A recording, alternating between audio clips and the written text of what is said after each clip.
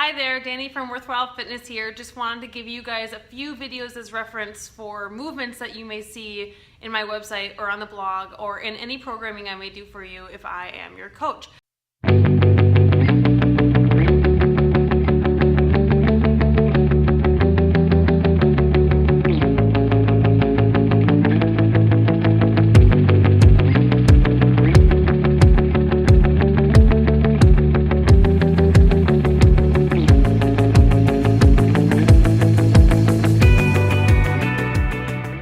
So the first thing I wanted to start with was a squat. If I could recommend anyone do a movement daily, it would be the squat. It works on your quads, which is this area here. It works on your glutes, your hamstrings.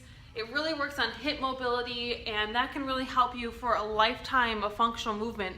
When you think about what a squat does for you, it's getting out of that really deep couch. It's using the restroom. It's sitting in a chair. Anything that you could do a squat is usually required. So we're going to go through what a proper squat is. I'm going to back up a little bit so you can see.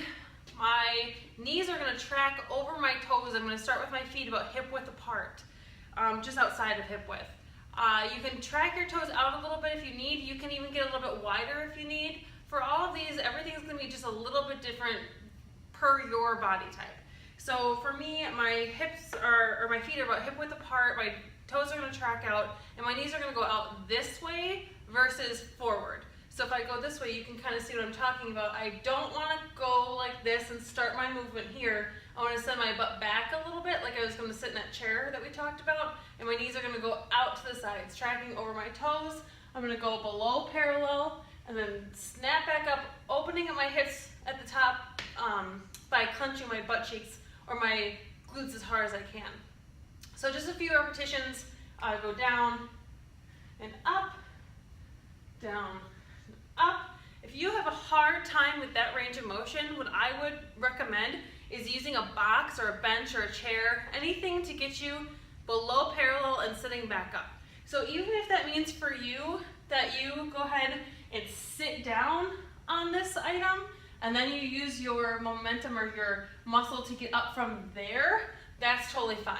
So I would rather see a deeper range of motion going all the way down and all the way up versus here and up, here and up. That's just going to tax your lower back. It's going to make your back and other muscles tighter, and what we want is for you to become looser in those areas so that you can actually get some mobility. Some things to do beyond the squat, just kind of switch it up some variations, would be to use dumbbells for a front squat or just a dumbbell squat. So you're here holding them in the front rack position, elbows up, you're keeping your elbows close tucked to your sides, and when you go down, you're going to keep your chest up. Same form, knees out, feet just outside of hip width, down and up, down and up.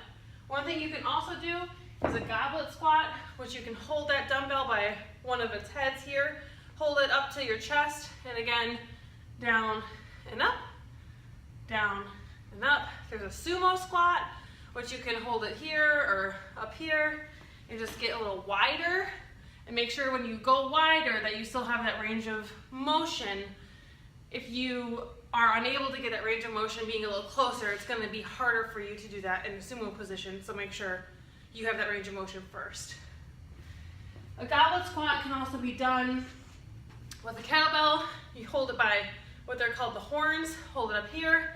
Again, you're going to go down and up, down, and really making sure that you extend fully at the top. You don't want to end here. You want full range of motion, squeezing those glutes together at the top. So, one more variation out of many, many others would be the overhead squat. I'm using PVC, and that's where I would prefer every starter to use. And again, this is after you've already mastered the air squat, the dumbbell squat, full range of motion. You want to take your PVC, range it overhead. I'm in a snatch position, which you can barely see here, so I'm going to lower it down, and you're going to try to stay your chest up straight, knees out, and then come back up.